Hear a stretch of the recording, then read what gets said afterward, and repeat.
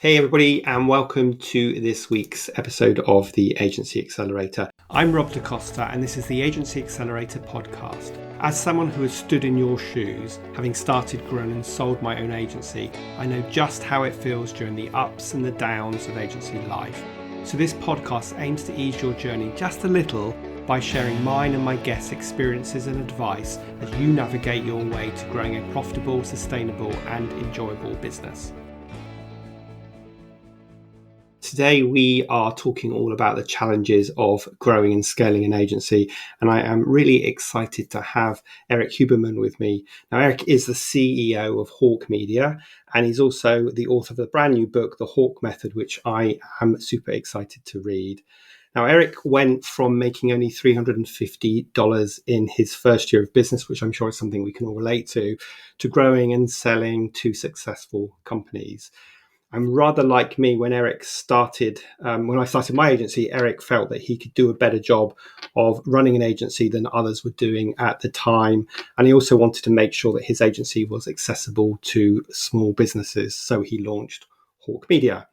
8 years later, and it's one of the fastest growing marketing agencies in the US and has been valued at over 150 million with 250 plus employees. So that's a pretty impressive, quick track record. Erik. So first of all, welcome to the podcast and thank you so much for giving up some of your time to chat with us today. Yeah, thank you for having me. Let me start off by asking you a sort of a big, broad question. Tell me about why and how you started your agency, Hawke Media, 8 years ago. Yeah, as you mentioned, I had built and sold a couple of companies, and so I wasn't sure what I wanted to do next. I was working, frankly, on a tea company, and I don't even drink tea or caffeine. Just drinking a cup of tea there here. You go.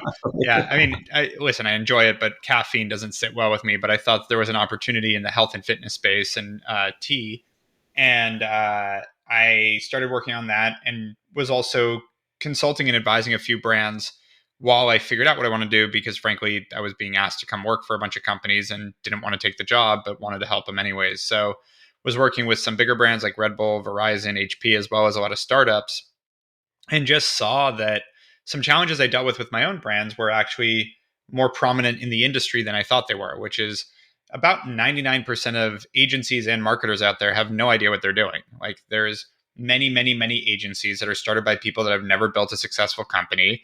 And there are many marketers that sell themselves as marketers that have never driven a successful company. And so they tout themselves as these God's gift to marketing and throw up really short-sighted metrics to try to say that they're doing the right thing. And the issue is the customer, whether it's CEOs or other heads of marketing, don't know what they're doing either.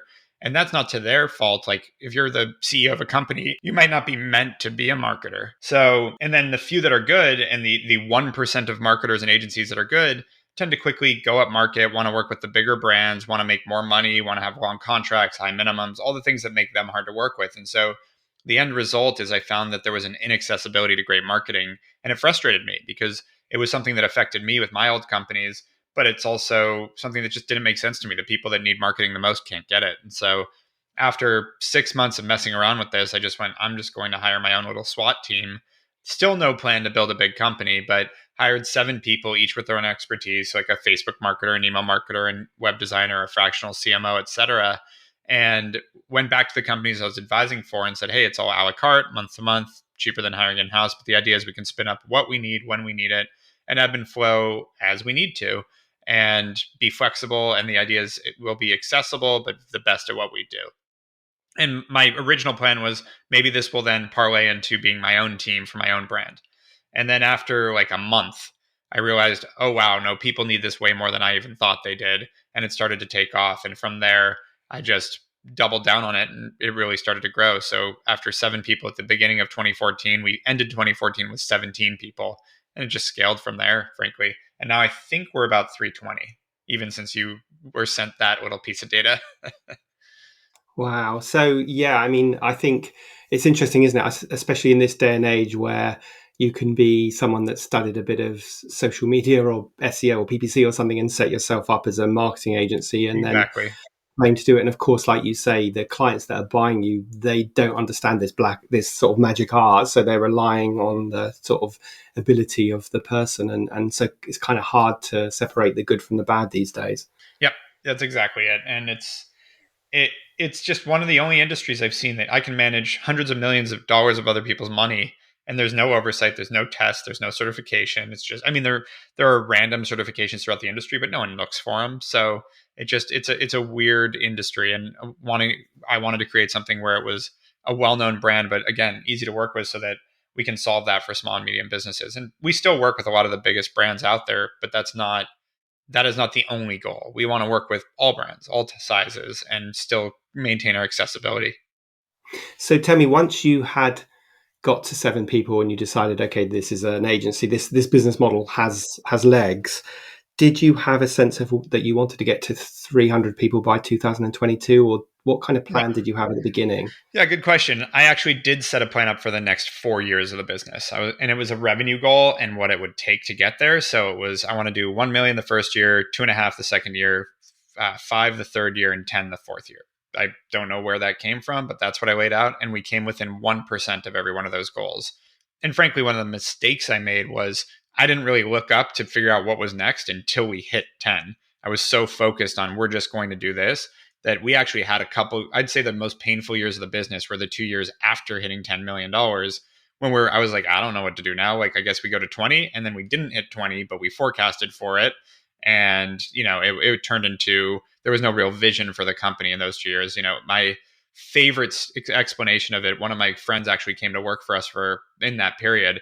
And he said we were in our puberty stage where like our body didn't quite fit our head. And like, it was just like everything was a little discombobulated. We were trying to hire executives, but we couldn't quite afford it.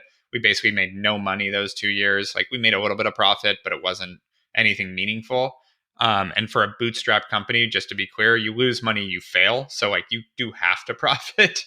And so it was an interesting time, but we had to work through it. And frankly, I look at we do a lot of M&A now and buying other agencies, and I look at every agency and they all go through it at that stage. Like, that sort of 10 to $20 million range, it is really hard to maintain an agency because you have to bring in infrastructure, you have to have HR, you have to have, some level of executive team, but you don't really have the revenue to afford it. Yeah, and it's interesting that you said that your initial kind of goals were just revenue focused.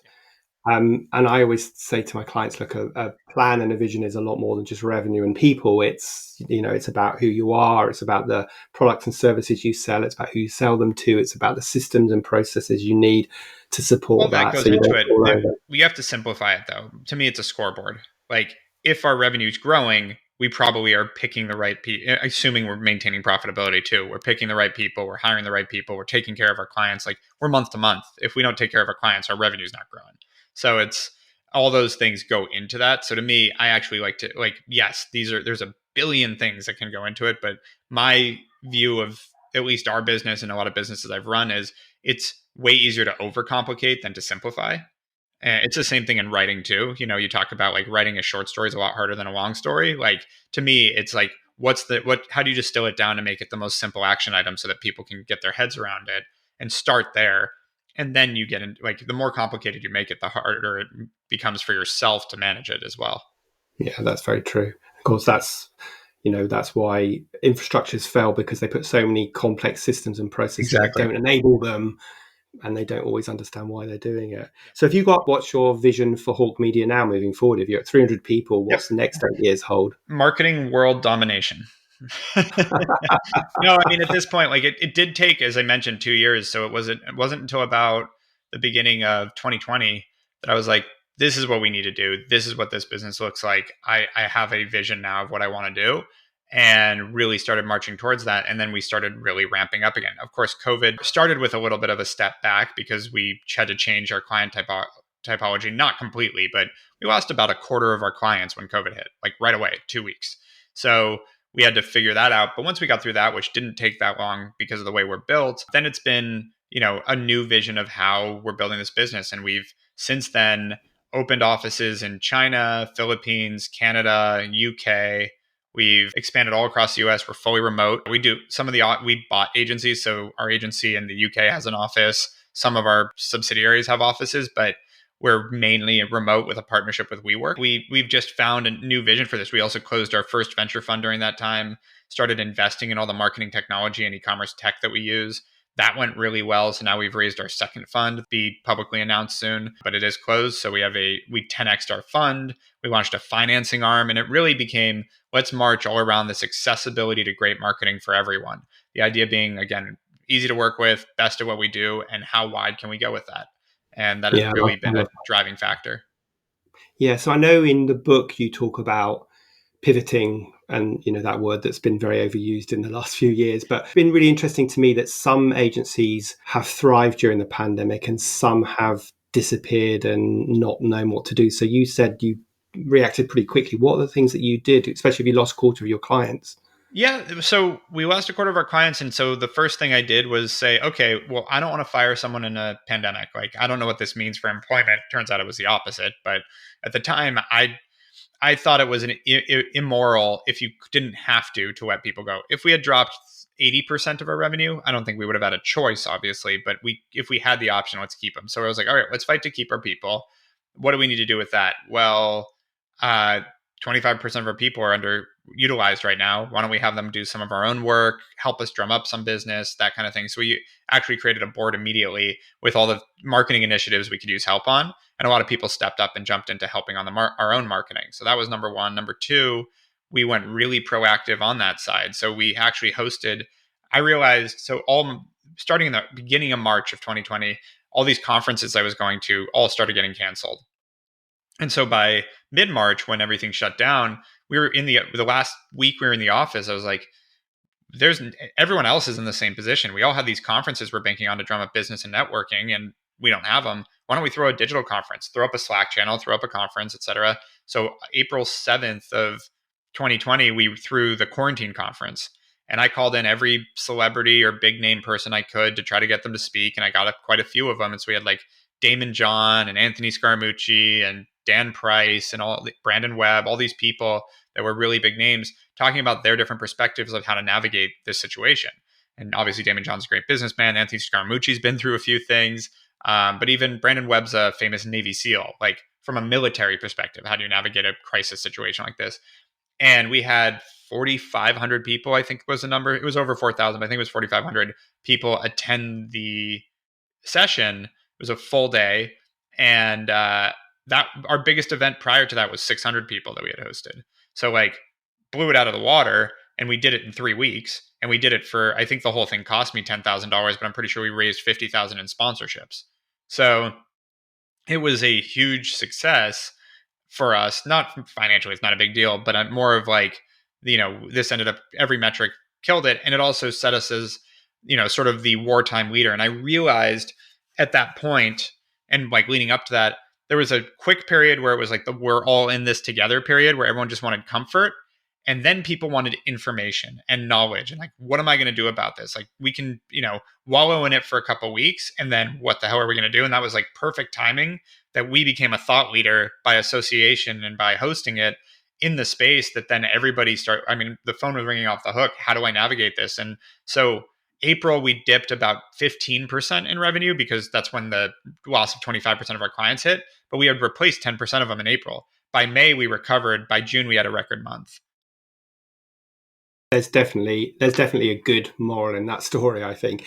And it's interesting that if there's one positive thing that comes out of the pandemic, it taught us more efficient ways of working. So Yeah. like you just explained that conference, that you could reach so many more people than you would if it were in an in-person conference. Well, and I think what I learned the most about that is we had it easy. I'm just going to be blunt. Like, we did have a scary few weeks, and then we were okay. I have a friend that had a chain of 25 gyms across Canada. Canada, I think, is still locked down. Like, they don't know what to do with this thing. So Canada, so he called me that first weekend, whatever, March 15th, and was like, I'm not sure what to do. He's a friend. And he decided within a few days, I've got like 400 full-time trainers. I've got a ton of clients all over the country. They all still need to work out, and the trainers still need to train. Let's just charge them the same thing to do it virtually. So all his revenue stayed intact, which is absurd. And so then he figured out a new business model that he's now scaled and raised money around. I think he's raised $2 million, and he's built an 8-figure business around virtual training. Whereas I know of many other gyms that just shut down everything. We had clients like this that, like, instead of trying to make a pivot and figure out how to adapt, they just stuck their head in the sand. And so to me, there's like a little bit of, Darwinism and survival of the fittest, but I don't know that fittest is easily defined anymore. I think there's an adaptability side of things that you just have to have in business, because we talk about this all the time, whether it's COVID, whether it's trade wars, whether it's a world war, whatever it is, or a local situation, a riot, or your own company getting sued, whatever that challenge is, they're always coming. And if you can't adapt and shift and change and play with it, well, you're going to fail. So like, just be ready for that and understand that that is the job of a business owner. Yeah, I was just talking to a client this morning, and they've just had their technical director resign after being with them for 11 years, and they've just recruited 2 other people, and then someone else has resigned. And I was like, guys, this is business as usual. It might not feel like it right now, but it is the nature of running your business. So if you can cast your mind back to your early days, because a lot of our listeners will be those sort of small to mid-sized agency owners, talk us through some of those key challenges and hurdles and blockages that got in your way, to sort of help some other agencies as they go through similar challenges. Yeah, a few things. One, I think one of the biggest things we did wrong in those, again, I always point back to those 2 years, was that 2018 and 19, because it really was what felt like the rough times at Hawke Media. We had outgrown a lot of our team. And so we had people that did not want to, like, we hit that 10 million mark, which was all we talked about. We didn't talk about the money. We just talked about, like, we got to get to these numbers. We got to get to this size. Like, and then it was like, well, that's what I signed up for. I guess we're done. Like, what, and so then visions got convoluted, and like, we had different executives that had been there since the beginning that were like, I don't want to build a big business. I don't want to have hundreds of people. Like, this sucks. I want to go back to 15 people. And so you have those people challenges. And what I found is every time you double the business, you outgrow its infrastructure. And that doesn't mean that people can't come along and, flex into the next position, but a lot of people can't. Some people can, but a lot of people can't. And so you end up outgrowing a lot of your team. And so we also, like a lot of small businesses, we thought of our team as a family, and we have to keep the family intact.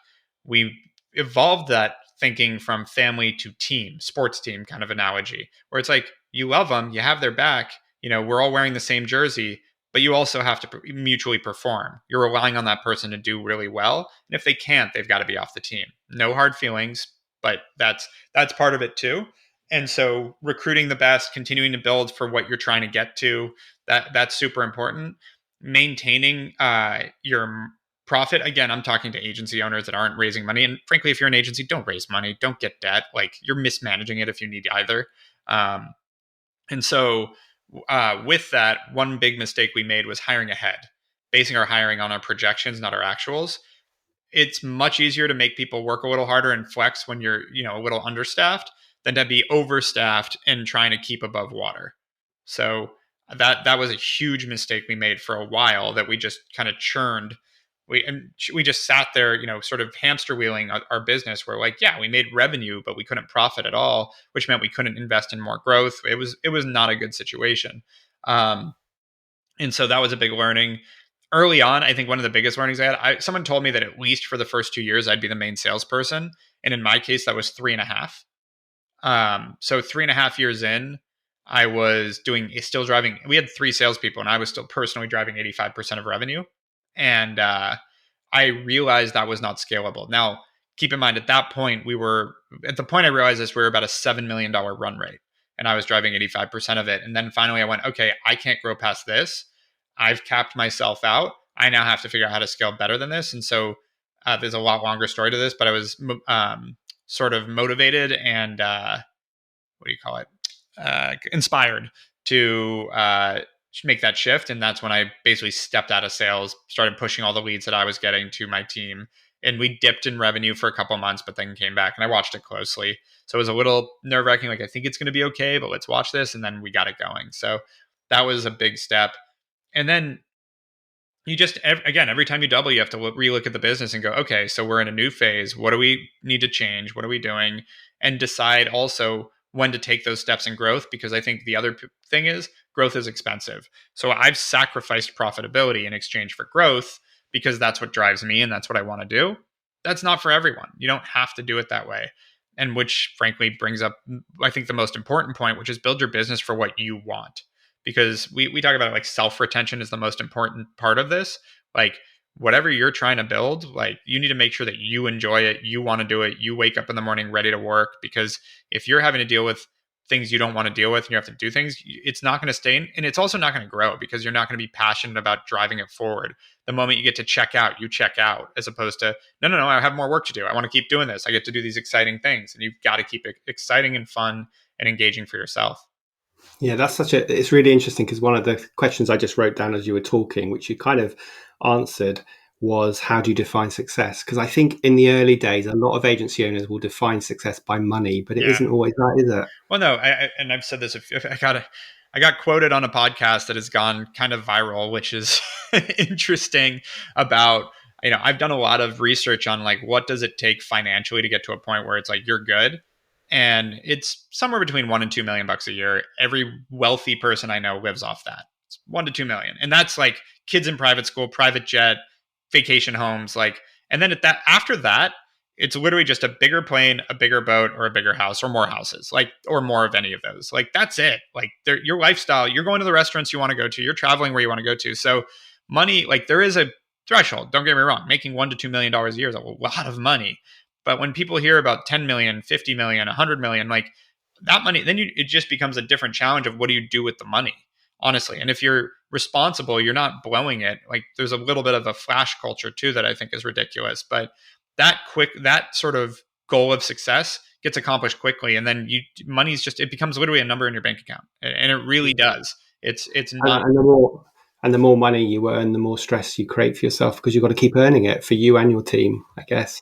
On the revenue side of the business, yes, but in terms of personal wealth, it's just another thing. I get to, it literally, like, I have multi-billionaire friends. We go to the same restaurants, we drive the same cars, we travel the same. Like, it's not there's not much of a difference. They might have their own jet and it might be bigger, but it's really not that big a deal. And so, to me, success is more about being able to do what makes you happy and having the freedom to really do what you enjoy. And I feel that, like, part of that quote that was happening is like, the reason I did all this is because I've been offered to sell my company for a lot of money, more money than my grandkids would ever need. That the interest in the worst case scenario is going to make more than $2 million a year. So it's like that. Okay, so if that's the case, do I want to do it? Because I already make good money. Do I need money for anything? The answer was no. And it's a weird thing to say, but then it becomes, okay, so what do I want to do? Well, I like growing and building this company. I like serving our clients. I like building a place that employees can thrive. Like, this is very rewarding for me. And I would be doing this regardless of how much money I had in the bank. And so, Do you think you've learned that through wisdom of experience of building businesses before, or did you know that from the beginning, right when you were starting your first business? no, I think I learned that from this business. I think if you had, even in 2018, when we were through that, painful part, I looked at selling the business and was like, what's out there? Didn't like what I got offered, but that started me on the path of, like, the issue. Part of the issue, I think, is we live in a world where that celebrates exits and selling your business. And so every business owner thinks that that's the point. And you realize that the richest people in the world never sold their business. They might have brought on investors or IPO'd, but they still run it and own it. I'm talking Bill Gates, Steve Jobs, Tim Cook, but he's not the original founder, but Mark Zuckerberg, Larry Ellison. Like, these are literally the richest people in the United States. Even Warren Buffett, he sells things, but he owns Berkshire Hathaway still. Like, the richest people in the world stick with it, and all of them. And it's one of those things where you look at that and go, okay, so that's actually the path. If you can find something that is sustainable, which goes back to the first point, which is you've got to build it that's what you would want to do. And so part of that, we got offered to sell the business a year in, and we decided not to. And my partner and I discussed, okay, if we're not going to sell, what are the things we would do if we did sell, so we can make this a marathon, not a sprint? That we're like not waiting to, like, we got to get out of this in 4 years so we can do X. Why don't we just do X now? And for me, it was traveling at the time. This is, again, 7 years ago. I wanted to see the world. So I was like, I'm going to do 2 or 3 really cool trips, 10-day trips, so take off 5 days and, weekend to weekend kind of thing. I'm going to do that 2 to 3 times a year. I'm going to go somewhere cool. And he wanted to play golf every other Wednesday morning. Became a really good golfer, by the way. And we did it. And so then it was like, when we got off other offers, it was like, why? What then? What? I don't want to travel more, because frankly, even those trips, by the end of them, I'm always like, all right, I'm ready to go back to work. This has been enough.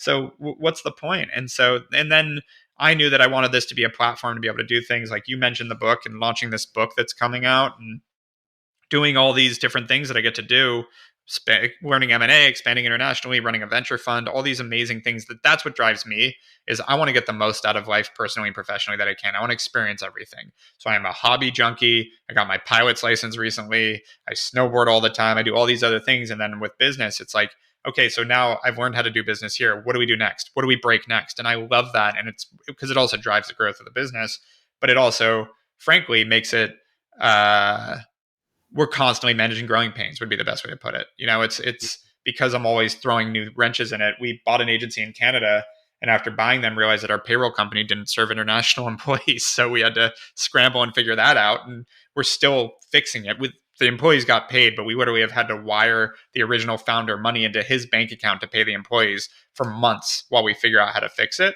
These are things that I enjoy. As weird as that is, I like the challenges of growth. And so I'm constantly seeking those. Yeah, it's such good advice. I think a lot of people think that the ultimate definition of success is selling their business. But when you're selling a service-based business, you have to be really honest about what it's worth.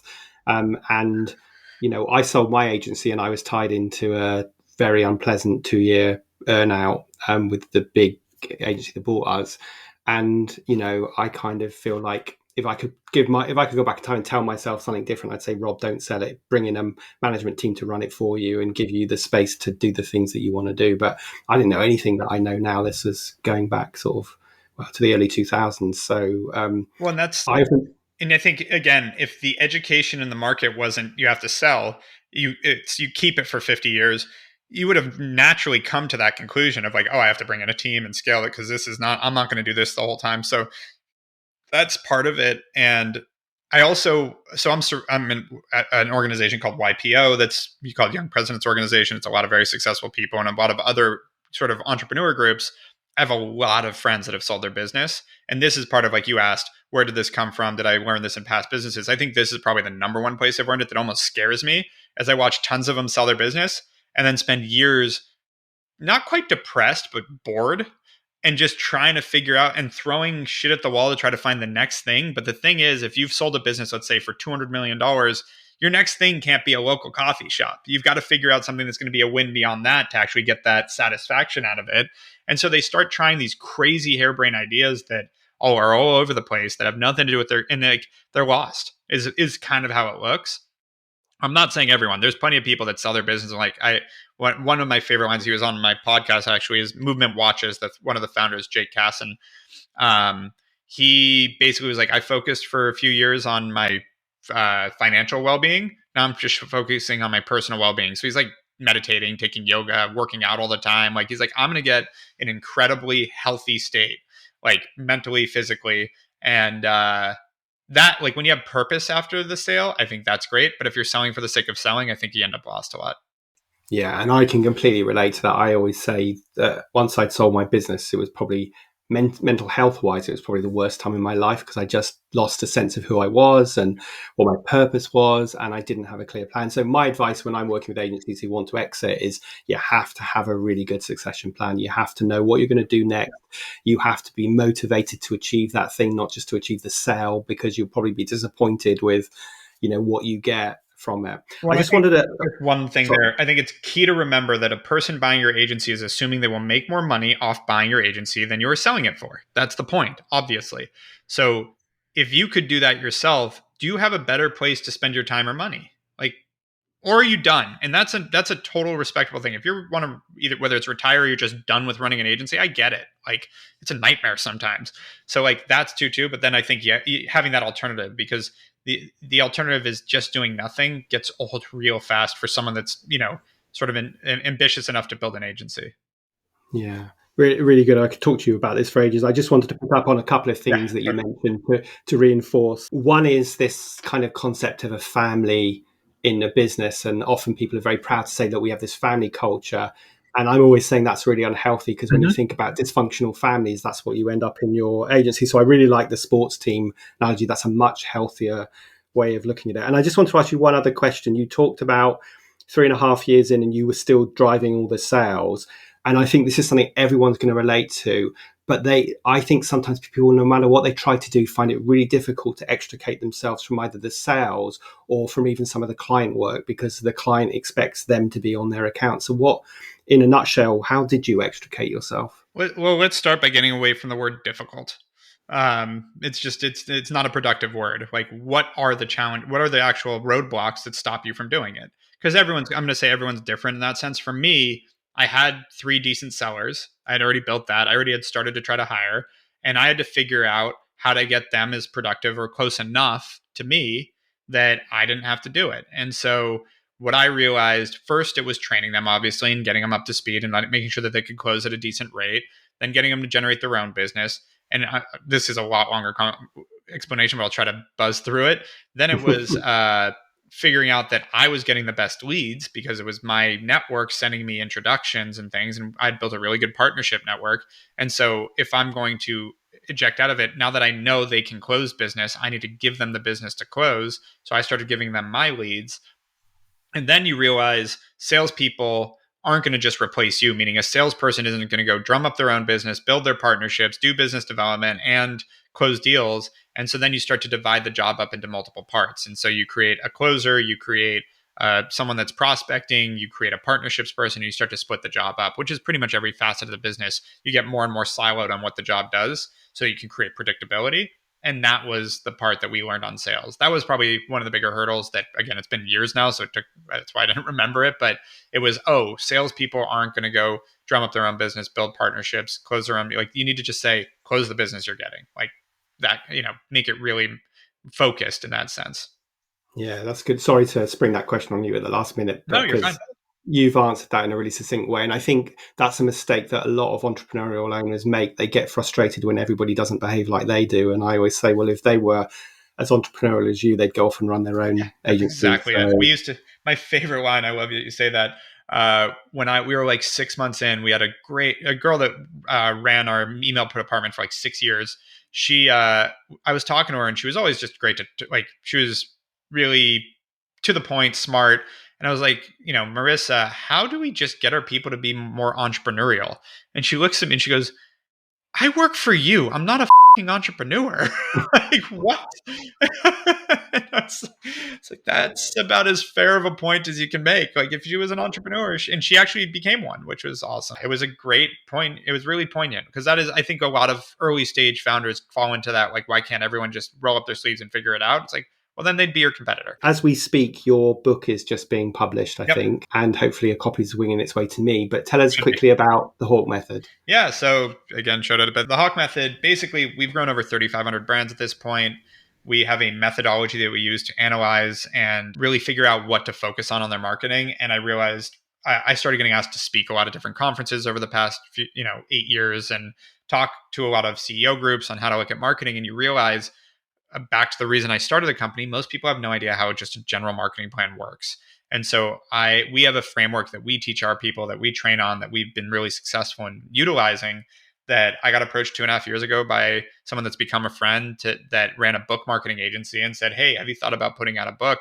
And funny enough, I had written a book, but I didn't like it and I didn't want to put it out there. It wasn't this. It was a book about doing business without being greedy. I just didn't like how it turned out with a writer I was working with. And so I told him, I think it would be interesting to write a book about our marketing methodology. And we spent, 6 months putting it together and writing the book together. And he helped me a lot in how to structure it, how to put it together. I had the content, obviously, doing it and talking about it all the time.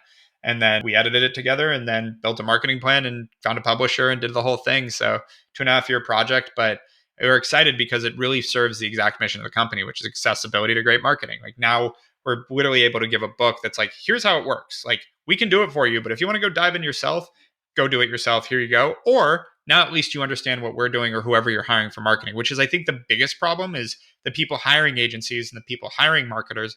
They're not marketers. So they have no idea how to manage or how to even check if the person's doing the right thing. And that's what the book's about. This is the basic framework to understand marketing. Well, so listeners, if you want to learn more about the book and dig deeper into obviously what Erik and I have been talking about today, then grab a copy of it and I'll make sure we include a link in the show notes. So my very last question that I ask all my guests, if you could go back in time and give your younger self a piece of advice just starting out in business, what would it be? Yeah, and I mentioned a little bit in this, but the biggest piece of advice I got that I try to give everyone now is, as a business owner. So there was just a quick story. Big month into business, I had this like what felt like a catastrophic event that I was maybe going to lose the whole business. And a longer story, but I called my dad, who was an entrepreneur, and told him the whole story. It was like 5 minute diatribe about, oh my god, this is all going on, da da da. And he's listening. And then at the end of my rant, he goes, "Yeah, that happens all the time. I got to run. Talk to you later," and hangs up on me. I'm like, I thought my world was ending, and apparently that happens all the time.